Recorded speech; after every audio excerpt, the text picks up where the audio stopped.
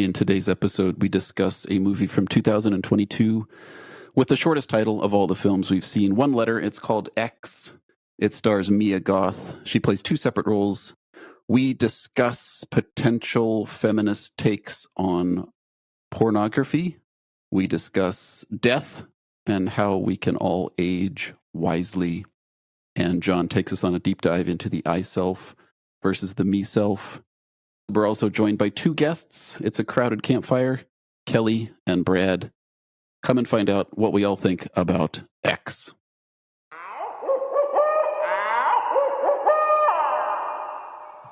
John? Brian, hi. How's it? How you doing? I'm okay, John. How are you doing? I'm doing well.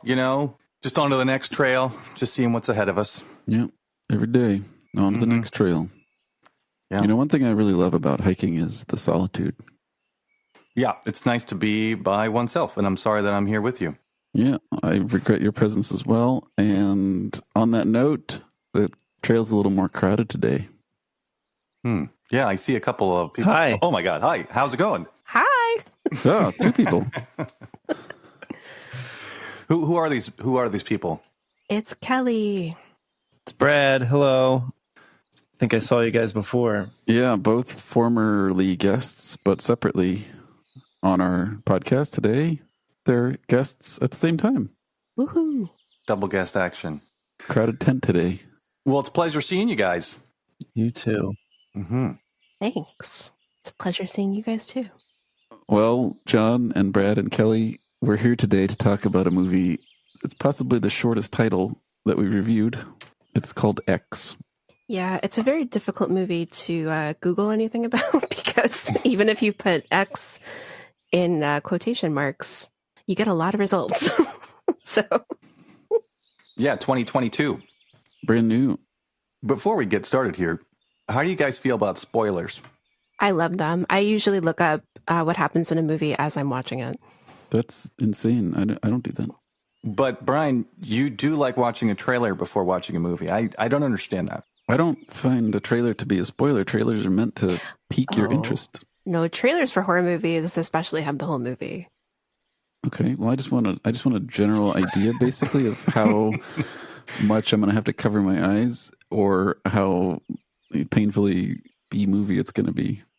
So the preview provides that. It definitely does. I don't even want to know the year the movie comes out. Well, that's strange. I look at the movie poster to get maybe a concept of interest, but if I had an ability to be able to know whether I want to watch a movie or not without seeing the poster, that would be my preference. Do you just show up to a movie theater with a blindfold on and say, I just want to see a horror movie. Don't even tell me what it's called. Yeah, I just give money and I say, movie. I'd like a ticket to movie, please. I'm sure they love you. Brad, are you sensitive to spoiler type material? Like to go in fresh. I'm not sensitive. I'll watch a trailer. I don't mind a trailer. Yeah, but, it doesn't mind a trailer. But I like to look at the name and maybe who's in it. See, I don't want to know who's in it either, because that's another little clue as to what you might be seeing. Who the director is, maybe? What kind of... Yeah, I was going to say, I usually go off of the director. Like if it's Ari Aster, I will watch anything by him. And for his movies, I really don't want to know much about it because I want to be surprised. But I'm trying to think of any others. But yeah. Can I step right in here and introduce my big question, my big idea? Yeah. I feel like I need to know, is appearing in pornographic films a sign of feminism? Is a woman participating as an actress in a pornographic film, is that an act of feminism? It depends on a lot of things, I think. Like what? Can we define the different categories maybe? Of porn?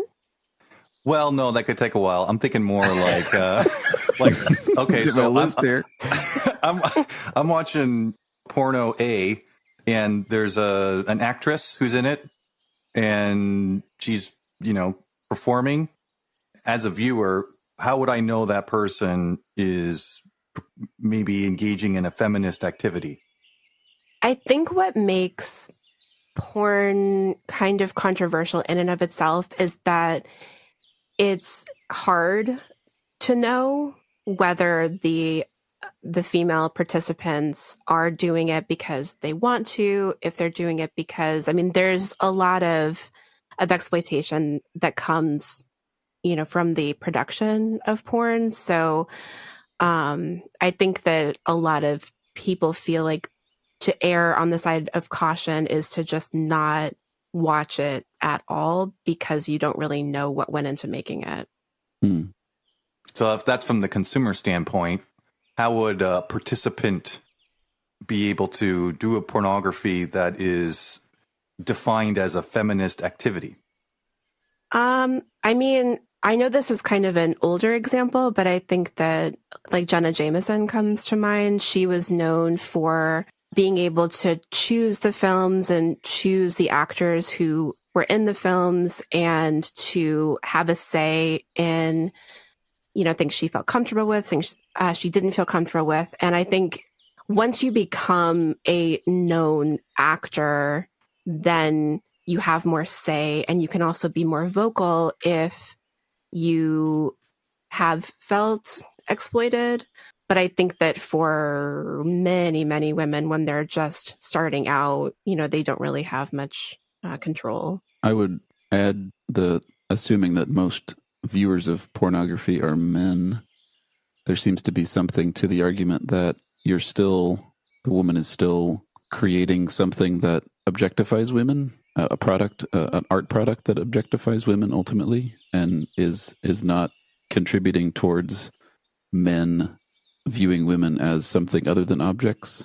Could it be argued that regardless of the independence or amount of choice that the actress has, she's still ultimately contributing to an art product that objectifies women and encourages that?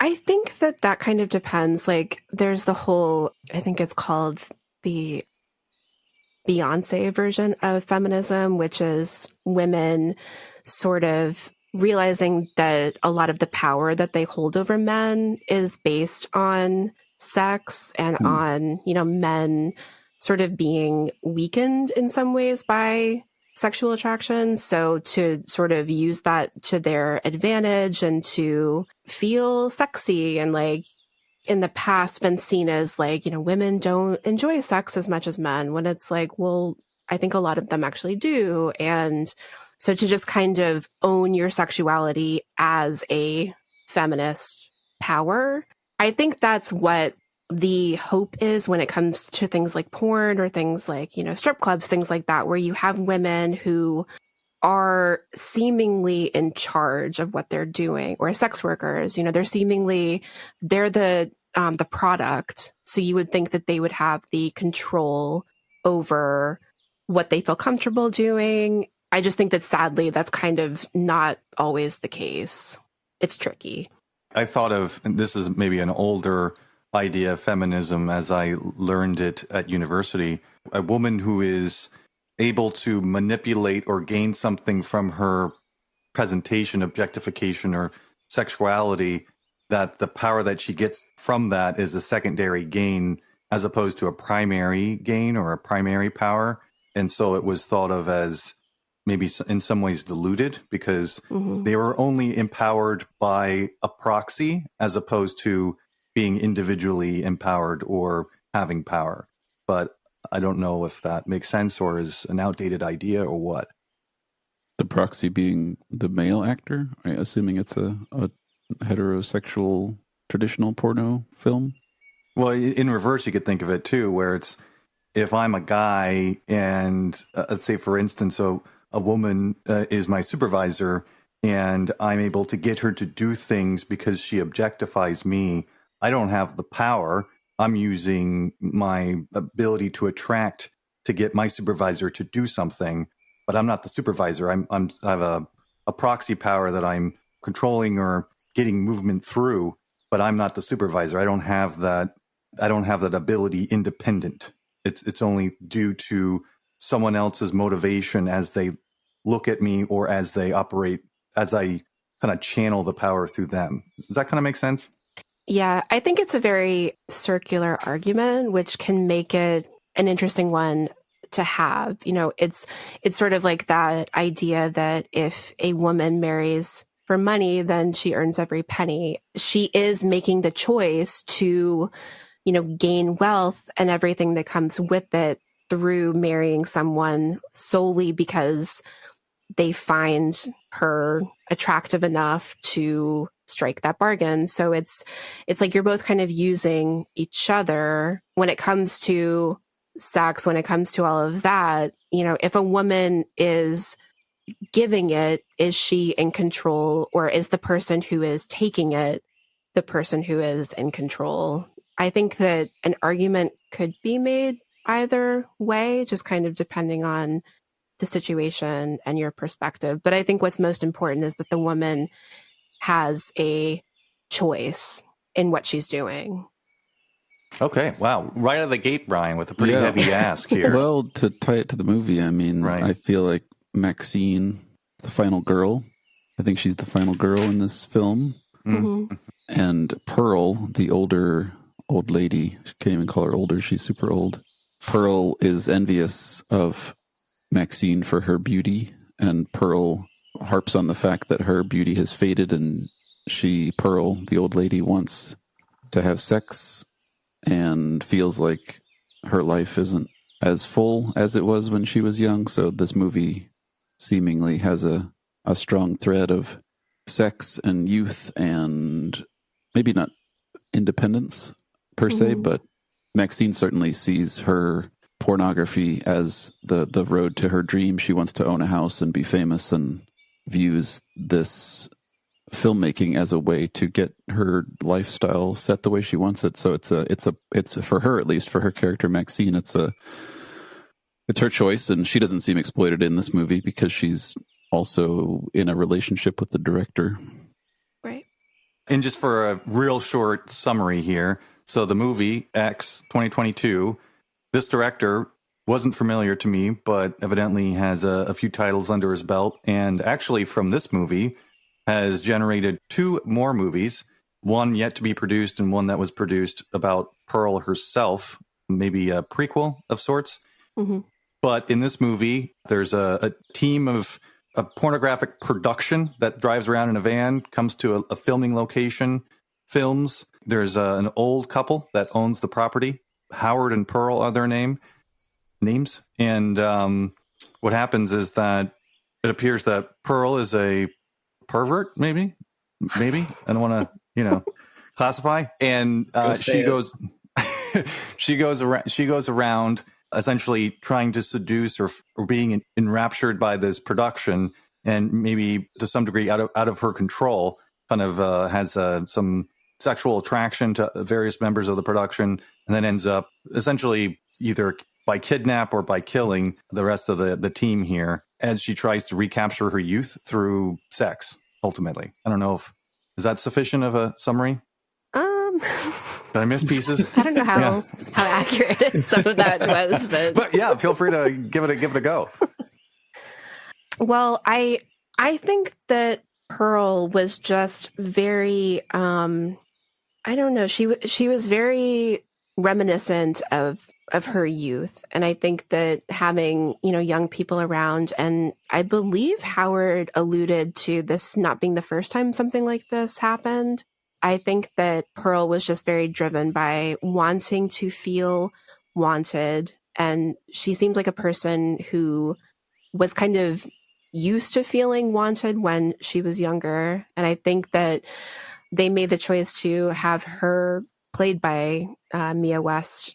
Is it Mia? No, it's Ty West is the director. It's Mia Goth. Yeah, Mia Goth, which I found really distracting, but I kept trying to figure out what that meant, not having seen Pearl, which is the prequel that was filmed at the same time. But I think that Pearl was just very besotted with youth, besotted with the idea of feeling wanted, and she missed it, and she was very bitter and resentful that she no longer had it, and having to watch these younger people have it just enraged her to the point where she just killed them all. But I think that she related to Maxine in this way where she wanted to kind of recapture her youth. And I think that the recapturing was in her. I didn't really get the sense that she was sexually attracted to Maxine as much as she just kind of wanted to get as close to her, and it was making her just feel kind of randy and like just, I don't know, just kind of recollect her youth and her horniness. And I think she was sexually frustrated because her husband wasn't able to, you know, have sex with her anymore. So she just seemed very frustrated and very bitter. Yeah. Howard had a heart issue that he frequently used as an excuse not to have sex. Well, he was right to. I mean, Yeah. it ended up killing him. So. Yeah, and Pearl had been a dancer in her youth. So I don't know if that's meant to be viewed as the 1920s or 1930s equivalent of what Maxine is doing, but it's certainly related to body and beauty and expressing the beauty of the body. There's a strong religious element in this movie too. Pearl, while being attracted to Maxine and jealous of what Maxine gets to do and intrigued by it, she also calls her a whore, and there's a lot of religiously framed blaming of what she's up to. Mm-hmm. So I don't know how to square that circle exactly. And throughout the whole movie, there's these repeated scenes of a TV Christian evangelist expounding on sexual deviance and they're coming for our children and all that sort of thing.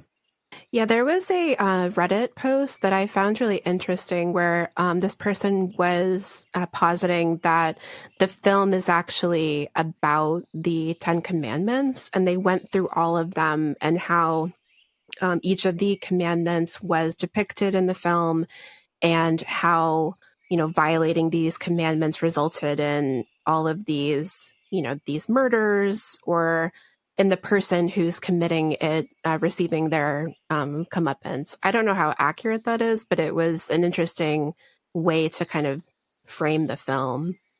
I'm trying to think of all 10 commandments. I thought there were 12 actually when she said 10. I was like, aren't there 12? You've been doing extra work, Jenna. I think that's the 12 days of Christmas. Is there some level of sympathy here for Pearl? Is that, am I gathering that? Just from the consensus of others? I don't know. I don't think so. I think that there was maybe supposed to be, but I really liked the other characters. I actually thought that, I don't know, they were played really well. They were funny. I really just found myself having more sympathy for them as they were picked off one by one. So it made it kind of hard to feel any sympathy for Pearl and Howard. I felt like we were supposed to feel sympathy for Pearl. She mutters things throughout the movie about, her desires and the way she'd like to be treated, and kind of has this poor me presentation.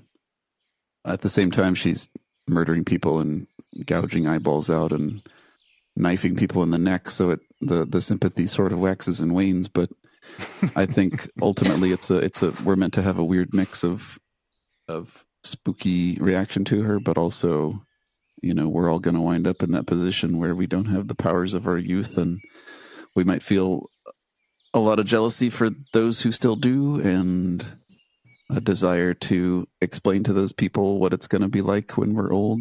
So I think Pearl sort of, for me, yeah, there's aspects of sympathy. So sympathy, maybe. It sounds like almost more like empathy from your side, as it feels like an experience that you would be at some point having to experience. Yeah, I felt like the movie was trying to say that. Like, Maxine's going to be old one day, and the fact that it's the same actress playing both roles, I feel, is meant to emphasize that. This is Mia Goth as a beautiful young woman, and then we have Mia Goth as a not beautiful old woman with the same wishes, really, the same physical desires, but she can't fulfill them, and no one wants to take her to bed and fulfill them with her. I don't know where the violence comes in, but I don't know. I mean, I think that Pearl just sort of felt like an old incel, and it's sad if she feels lonely and rejected, but you don't get to, sexually assault people and demand that you get what you want, and that if you don't, you have the right to kill them. So I had sympathy for her when she said to her husband, tell me I'm special. I thought, oh, that's so sad that, she's old, and what you guys said, but I don't know, when she started stabbing people in the neck and doing all that, I was just like, okay, this lady's got to go. Yeah, it felt like there were two characters here that were highlighted most, at least in my mind. One was Maxine and Pearl. I kind of combined them into one character arc, even though they're different people. And one who does not enjoy spoilers. I didn't realize that was played by the same actor until, well, about 3/4 of the movie. I was like, these characters are unusually similar. I wonder if one is symbolic of a previous time. And then when I looked up later that it was played by the same person, I was like, well, yeah, there's a lot of intentionality here that was, one could appreciate in watching it, but I don't think the average viewer would be like, oh yeah, those are the same people. The other thought I had is, why didn't they just get an old person to play the old person? It seemed a little strange to go through all that time and effort to make up someone to look like an old person when there's plenty of, unemployed old people waiting to, be cast as Kelly, when you said, did you noodle out that it was the same actress while you were watching it? I knew before watching it that they were played by the same actress. So I had suspicions while watching it, and I was just the face, and the way of speaking, but I wasn't certain until I looked up afterwards. So I feel like the movie did that, had the same actress play both roles, so that the audience would at least suspect that it was the same actress. I think it was intentional. Were you aware, Brad? I wasn't. I had a similar experience to Brian, where I thought they looked similar in the movie, and then looked it up afterwards. But I agree. I think it was on purpose because there was a connection between the two characters. In Pearl, like the way that she how she felt about Maxine and her own history. So I think it was on purpose. Yeah, like kind of what Brian was saying. Yeah, and I would say the other character arc that I actually felt more powerful was the one of Lorraine. Is that her name? Mm-hmm. Also known as Church Mouse. Church Mouse. Yeah. I thought that her character was more powerful, and I'm kind of surprised that they put so much investment into Maxine, and it sounds like constructing 2 full movies in relation to her, because I felt that the Church Mouse character arc had more substance to it.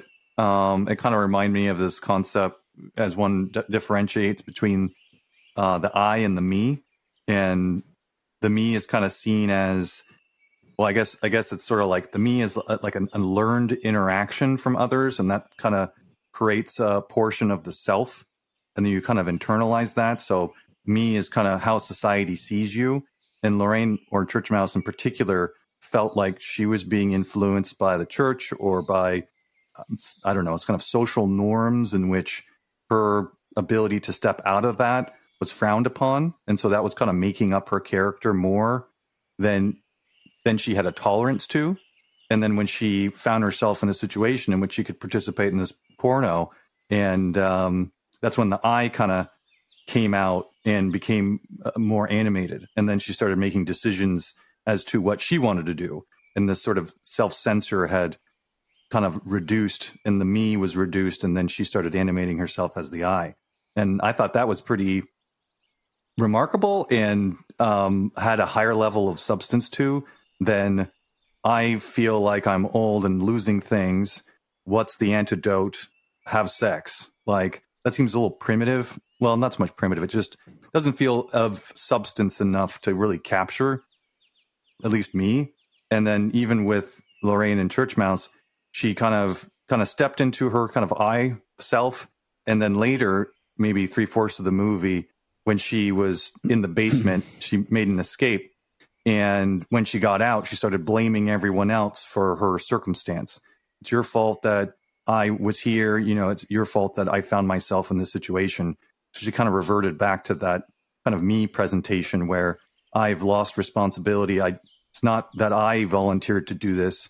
It was of your doing. And so she kind of folded back into that me state.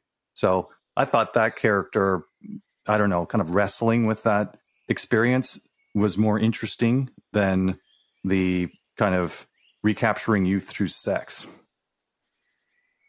Yeah, I would agree with that. She is a strong character and interesting in that way. However, I would just push back on the, like you said, that the me self is influenced by how society sees you and social norms. She only begins to desire to appear in a pornographic film, however, when she sees other pornographic actors. So how is the so-called development of an I self any more independent from what she sees people around her doing? I was thinking that she had permission, because on the scene in which she decided to do that, there was just a openness and a comfort within the social circle. People were just kind of half naked and they're playing music and just kind of being very casual. So there's maybe some space in which she could find permission to be more like herself, or maybe step out of the requirements that maybe religion or society might be asking from her.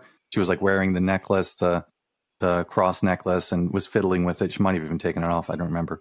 But it felt like up until that point, she had been restricted.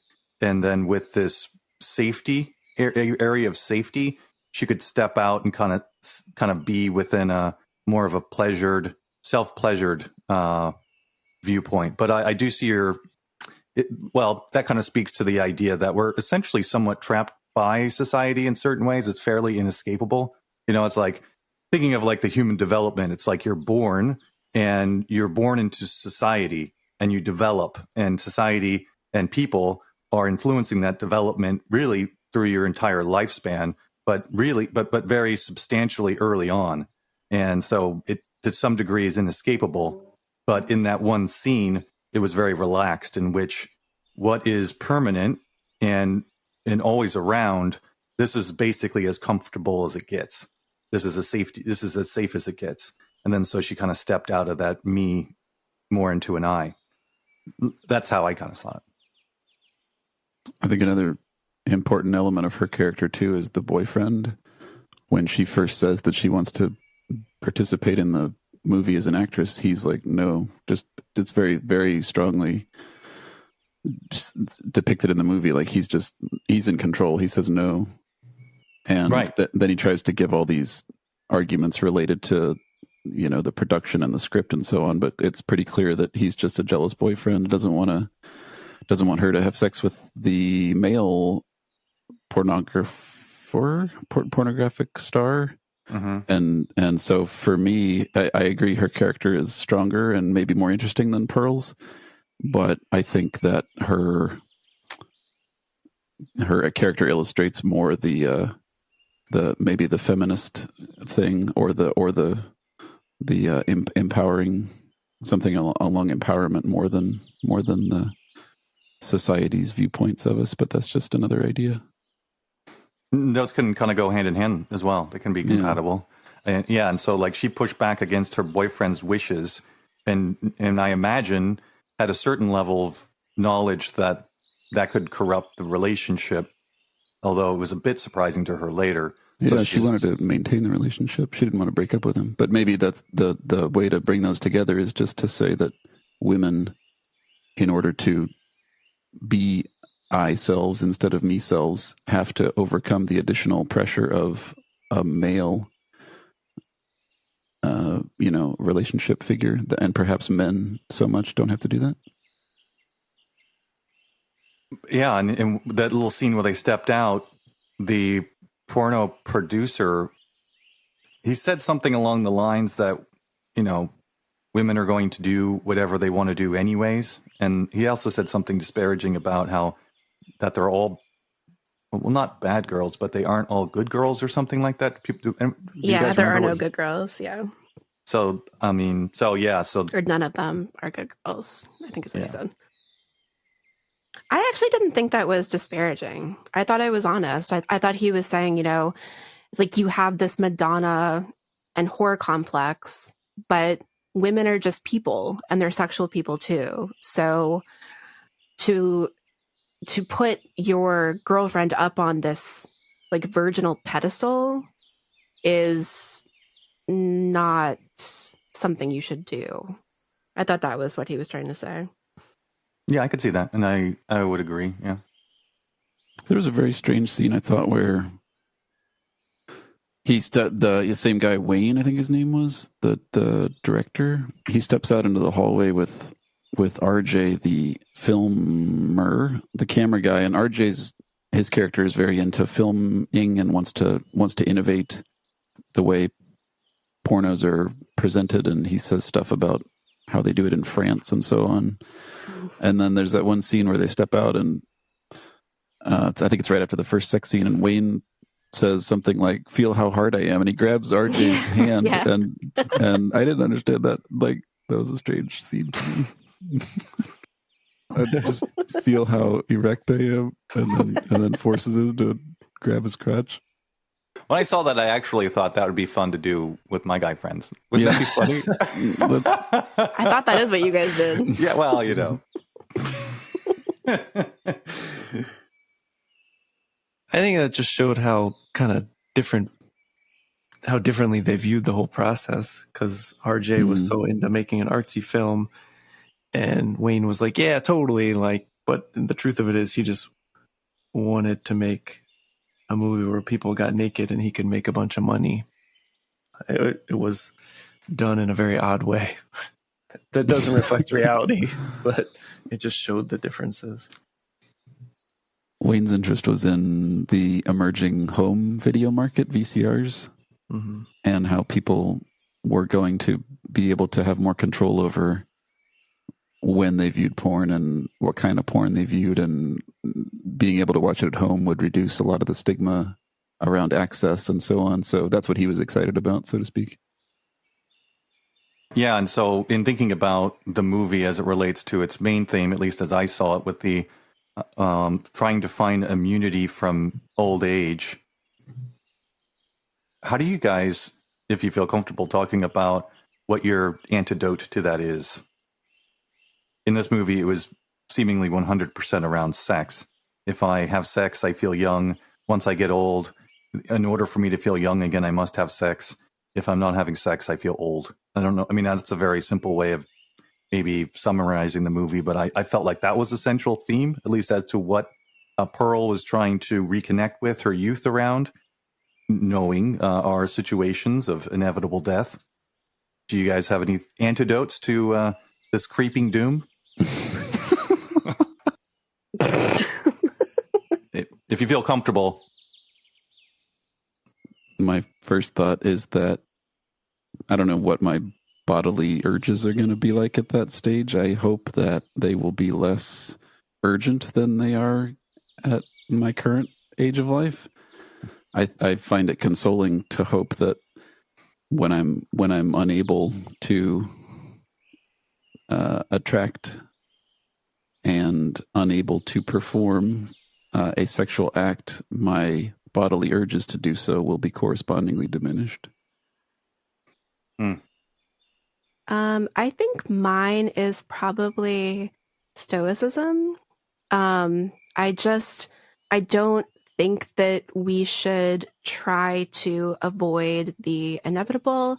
And I think that there is something to be said for every chapter of life. And I think that, there are things to look forward to, but that you're better off just kind of appreciating where you are now, wherever that is. And also to try to fill your time with, things that make you happy. Like if Pearl had a hobby, maybe she would have been happier and more fulfilled. But I think to be very focused on what you've lost is a recipe for sadness and misery. So, in my view, one part of it is, well, if to reduce regret, one must do as much as they can. I haven't really found that to be completely satisfying because there's always something more to do. But I think there is a certain amount of bitterness of youth that was squandered. I guess, yeah, squandered youth, exactly, which I think the blonde said something along those lines to Pearl. But I think that, like, my approach, which is helpful sometimes, is to do something new and try something that is somewhat complex that will take time to learn.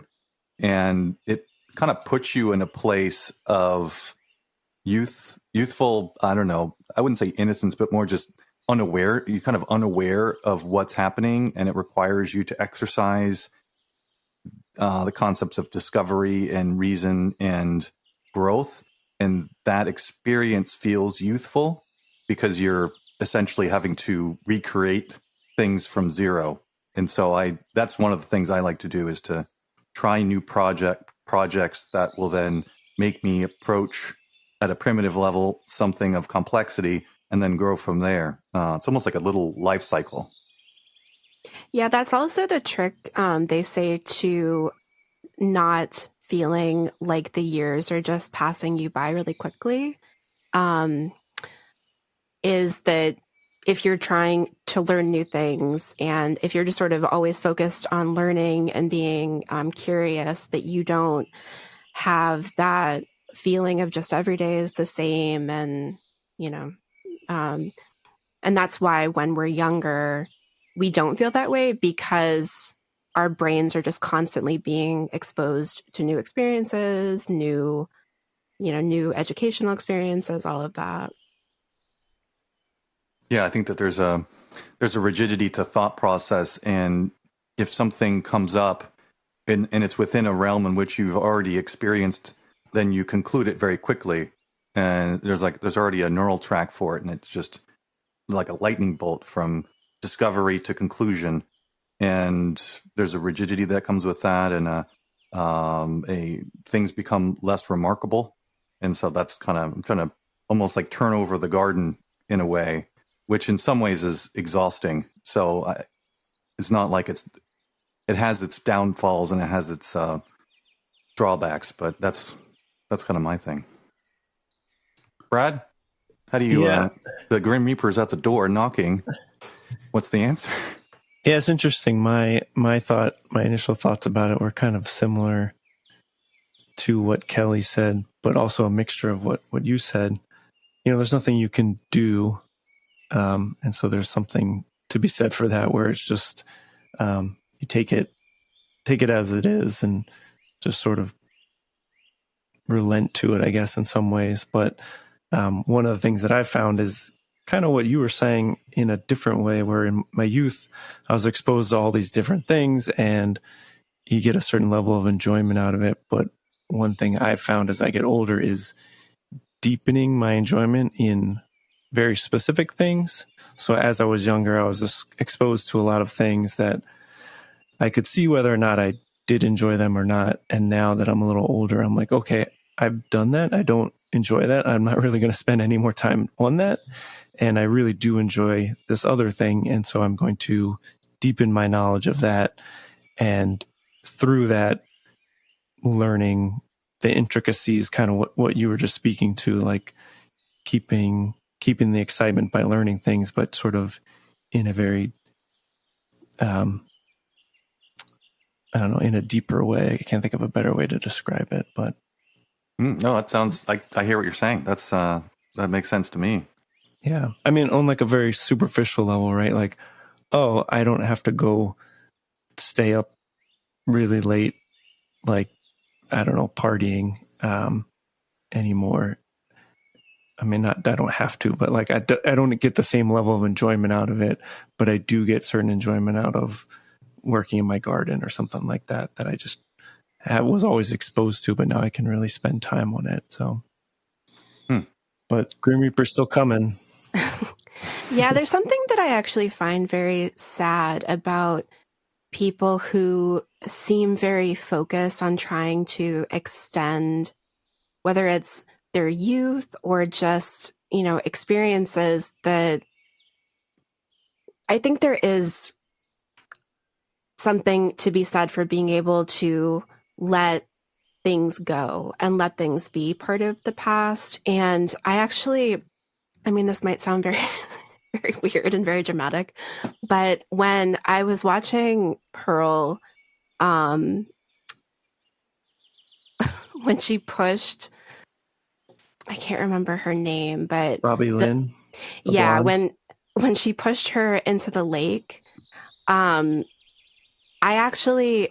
thought of, this is so random, but I thought of Kim Kardashian saying that she would eat poop every day if it meant that she could stay youthful longer.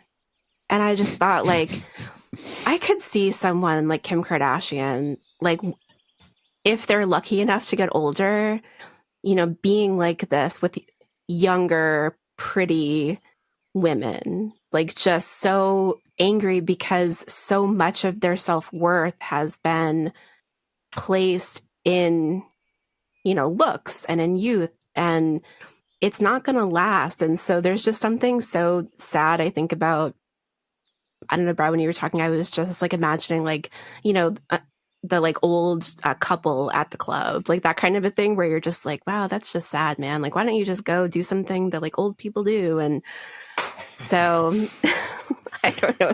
I think Pearl, I can't really relate to that. I mean, obviously they took care of themselves physically because they got to a point where they were so old. I mean, they were in their 90s, right? They look like they were in their 90s, yeah. I mean, yeah. And not many people get to live to be that long. So it just seems like such a waste to spend those years just wishing that you could be young again. Well, there's, in thinking about the movie, and it's a horror movie, so there's horrific categories to it. There is the murderous scenes, sure, and the gore that goes along with that.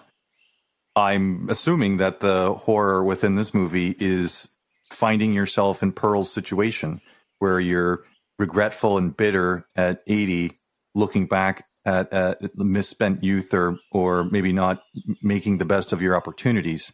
And it is difficult to position myself into that position, as Brian said earlier, to a degree where I don't know what that will be like. I do think that there are things that you just can't do when you get older.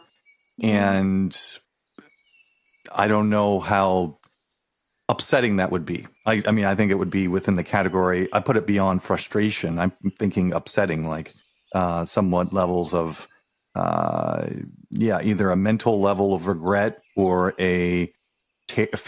almost a terror feeling of, it's like if I look into my future, I can think of decades of time.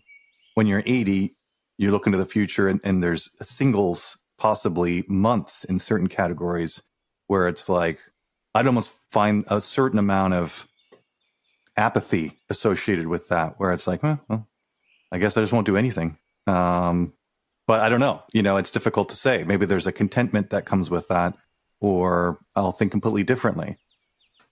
In Brian's category, when you talked about the urges that might be reduced, that might actually bring a sense of closure or a sense of peace, where it's like, I'm not being, my feelings of, I don't know, you call it passion, but almost like this drive to reproduce has somewhat left me. Thank you. That was a pain in the ass at times, because it kind of animated me in ways in which it compelled me to do things or act ways in which I just didn't have an intellectual interest in, maybe. And it's forcing me in certain ways to do things beyond what I might choose to do.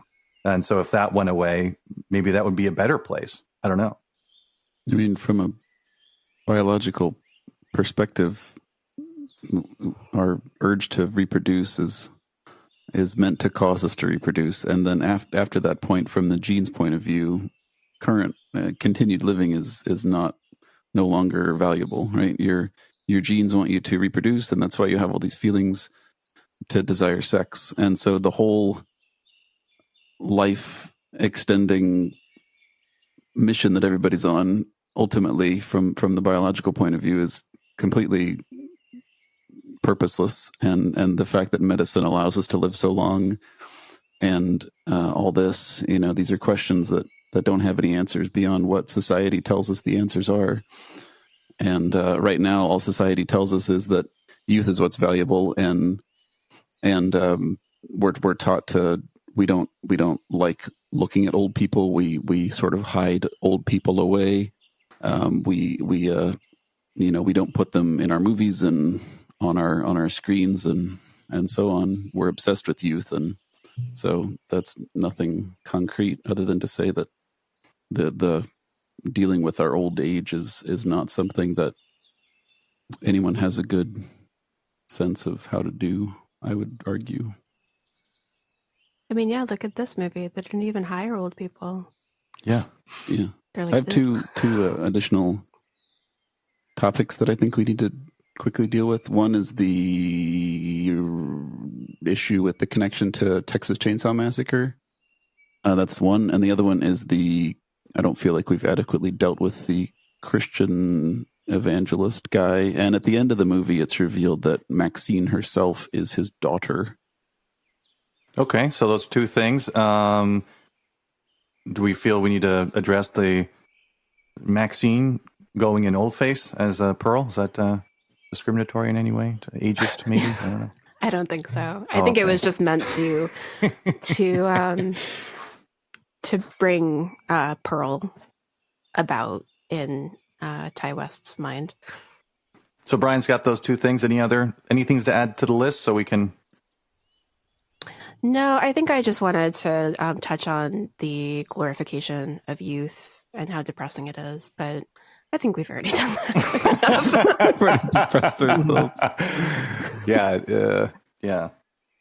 I read several reviews which mentioned the opinion that this movie, out of all the movies that try to reminisce the feeling and the look of Texas Chainsaw Massacre, this one pulls it off the best.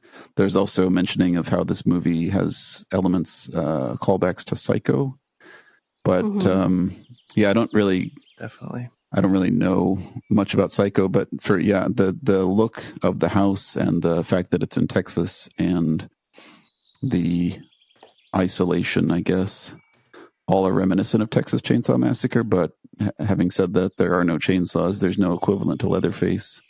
There's not so those are my initial thoughts. Like, if this movie's more about creepy old age, and I feel like the violence is just, I don't know.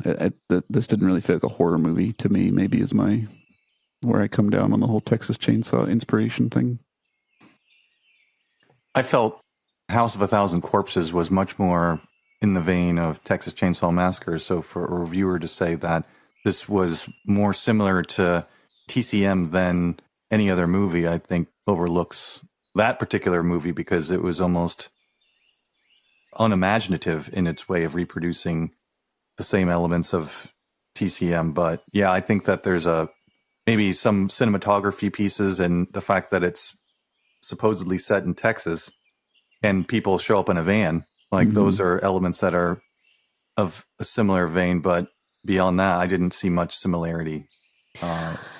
Well, I think also that it's a group of friends, and then they all get picked off sort of one by one, and they don't know that it's happening to each other until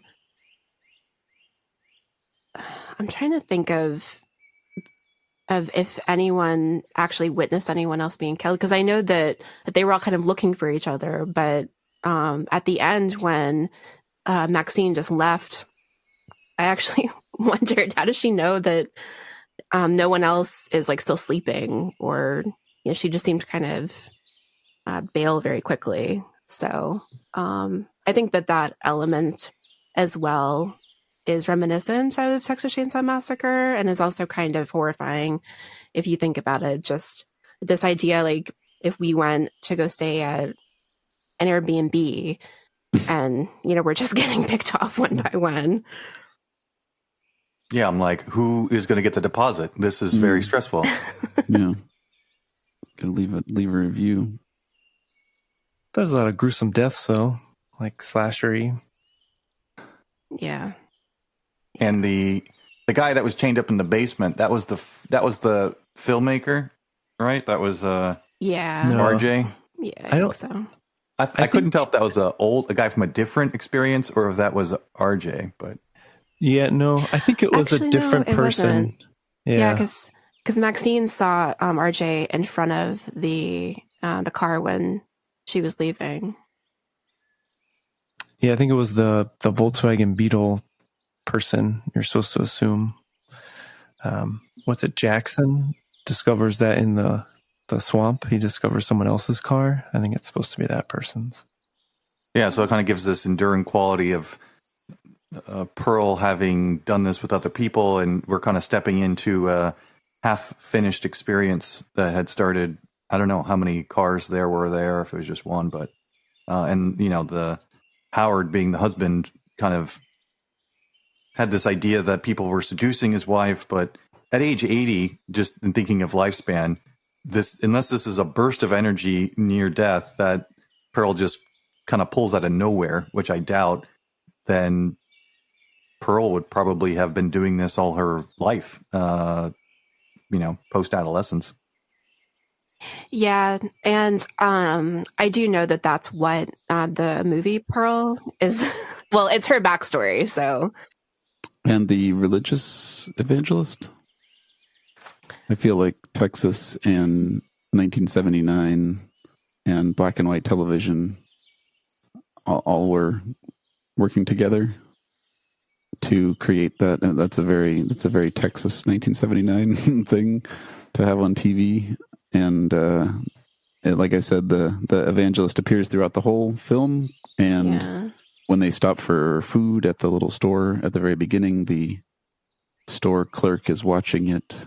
And yeah, you said something about the 10 Commandments. I don't know if we want to bridge to that idea too, but Maxine at the end in her dialogue after she runs over Pearl, she says some things like praise the Lord and it was divine intervention, and there's a crucifix hanging from her rearview mirror, and so she's rejecting some. If the evangelist is her father, she's rejecting his influence and branching off onto this pornographic career to get a lifestyle that she finds suitable.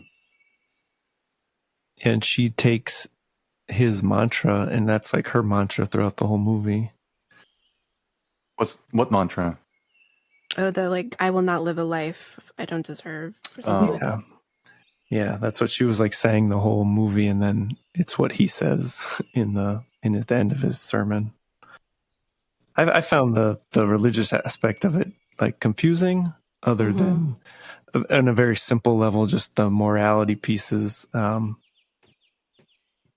like sex and things like that. But I couldn't grasp what they were trying to say, other than there were two opposing points. There was just so much other stuff with like ageism and just it being a slasher movie. Found it hard to understand. What was that mantra again? Can you say it again? I will not accept a life I do not deserve. It's very odd, like a negative, but double negative. But Huh. Yeah, Yeah. that's she did. Yeah, you're right. She did say that a lot, and I'm trying to decode that. Like what? There's another thing earlier. Maxine had escaped from the slaughterhouse. So again, the Texas Chainsaw Massacre thing. I guess someone in her family is involved with the slaughterhouse. How did you find that out? Was that like just a little dialogue It was tidbit? something Wayne said. Yeah, she had escaped the slaughterhouse. It wasn't like a colorful way of saying something. It was a literal No, slaughterhouse. Well, I took it that way. Yeah. Hmm. So she was destined for a religious slaughterhouse lifestyle, classic. I mean, it does play a little bit into the I and me type piece, but I mean, if you think of if one could consider the religious aspect as the durable and all-knowing social eye, one could extend it that far. I mean, to consider that even when no one is looking at me, God is looking at me and finding me that I'm doing things I shouldn't be doing. This invisible man, essentially. That's a pretty creepy concept in itself, but it would extend the social eye beyond its own capacity to an absurd level, which, if the observing eye has a certain corrective element and I'm born into a world that's highly sociable, then I want to make sure that I fit that. But I also am an individual who wants to make their own choices and accept the responsibilities of those choices so that I can kind of find myself and live a life I want to live. And if there's a religious eye that's looking at me at all points in time, that would hyper-shape me in ways in which I could not find myself in the same way. I don't know if that's the continuation of the Lorraine character or not. I mean, I kind of inserted that without the director's permission to some degree. So to push that out onto the religious aspect is maybe even more of a reach, but that would be my review of it. I think that maybe it was trying to kind of highlight that Maxine's choices were probably influenced by wanting to reject such a religious influence on her life and to choose such, provocative careers. And she also seemed very put off by Church Mouse's sort of reaction to her. She commented that she felt watched and she felt judged. And I think that could maybe relate back to her experience with her father and the church, but also to just the impression that religious people have of God, of how he's always watching, he's always judging. And so she just didn't like feeling like she was being judged. I don't know if any of this makes any sense, but that's kind of what I took from the presence of the preacher throughout the film. Yeah, and then maybe Pearl is the internalization of all that, and running over Pearl's head at the end is sort of, for Maxine, the final breaking point away from those influences. She's internalized her that horror complex idea you talked about, and she's done with it. Yeah, and I think that they also, in their conversation about why they were doing what they were doing, they kind of touched on the hypocrisy of anyone judging what they're doing and their urges, and that like sex is something that everybody wants and does. For Pearl to call Maxine a whore and to make these judgments about, seeing what she was doing and everything while Pearl was committing all of these murders is obviously really hypocritical. Like who are you to judge me when you just murdered all of my friends? So, yeah. All right, guys. Well, yeah. It's been a pleasure. This campfire sure is burned out. Yeah. Sundial is really casting a shadow. You know what I'm saying? You have a sundial? Is it like a portable one? Yeah, I have. I carry this in my backpack. That's how I know what time it is. Well, it's actually, you know what? Actually, it's a hat that I wear. It's a hat, and the sundial's on top. I never know the time. I just have to ask you. I was wondering what that was. Where is the shadow now? Thought it was a helicopter hat. Well, it's been a pleasure to see you all again. Yeah, back at you. Watch out for alligators. Yeah, mountain alligators, and here are some Twix bars if you guys get a little hungry on the sticks. Thanks. Hey, those are mine.